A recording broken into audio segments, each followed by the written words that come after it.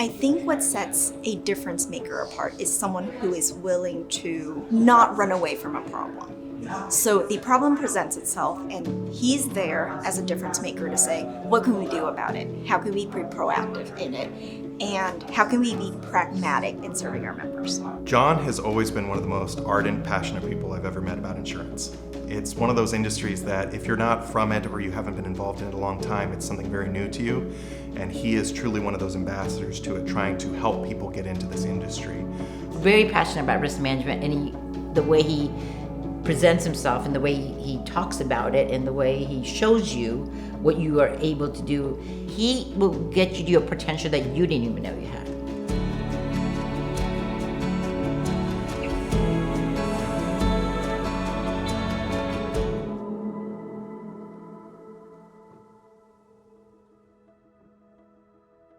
The state of the industry when I began my career was challenged because the economy was so bad. And lo and behold, in 1985, we had a horrific hard market.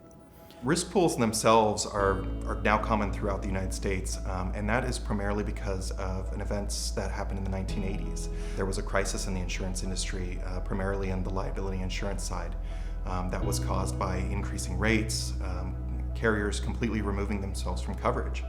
And public sector and schools were one of the hardest hit groups. Once it happened, and I had for the first time to make those very difficult phone calls or make those very difficult in-person meetings where you're sitting across from your client and telling them there's absolutely no insurance available for them. It was very good preparation for what happened in the rest of my career, because I saw that risk financing alternatives, self-insurance, captives, pools for self-insured clients, that they were going to be the solution that I wanted to be a part of. John is one of the leaders in risk pooling and has really helped develop great risk pools specifically for schools in California.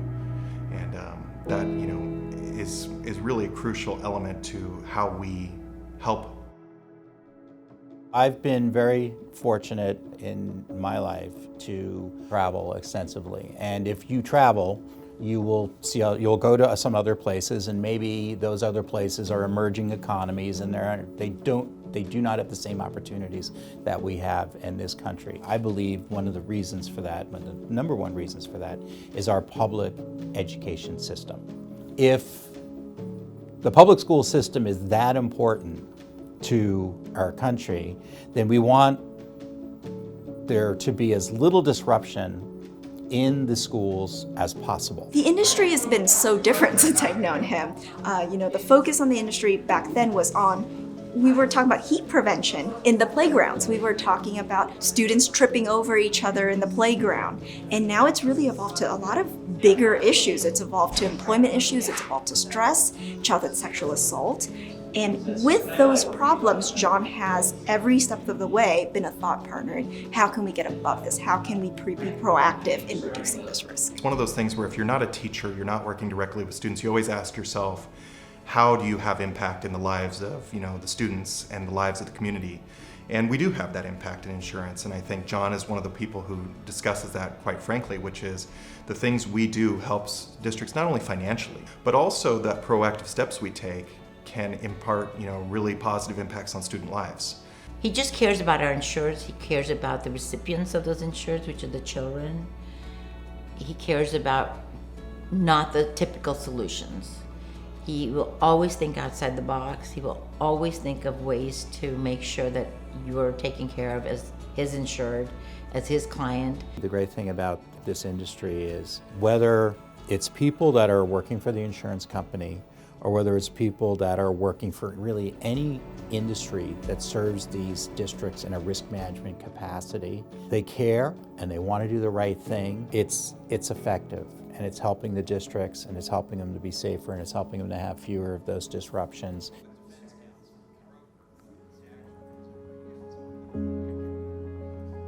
I graduated from USC, and I've been in risk management for 41 years. But I didn't think of the connection between the two. And they said, we've got a need, right? We're seeing that there's a lot of people and they're retiring, and we don't have the numbers we need coming up. And here we have this really good university with a great business school, but they don't teach risk management and they barely have an insurance class. Why don't we go to USC and say, hey, you know what would be great if you guys started a risk management program? USC said, you're right, that's a great idea. Now you guys come up with a curriculum and $10 million and then come back to us. I wish I could say I was part of that original idea. I wasn't, but eventually I found out about it pretty early on, and I was like, this is Christmas for me. He does work with the USC in their minor program, and he does a lot of recruitment. He can talk to young people, talk to them, and show them what a good model we have in this industry. And when you can see it, then you can start believing it. And that's what John's really good at. It's not an industry you go, that's exactly what I want to do when I'm out of high school. And so seeing him foster that in college students to better bring understanding of the industry so that we're bringing in new talent is very important, and it's good work that he's doing. It's so important to bring the younger people in for two reasons. We have a shortage, and we have to fill that shortage. That's the first part. The second part is this. I think we're entering a new phase.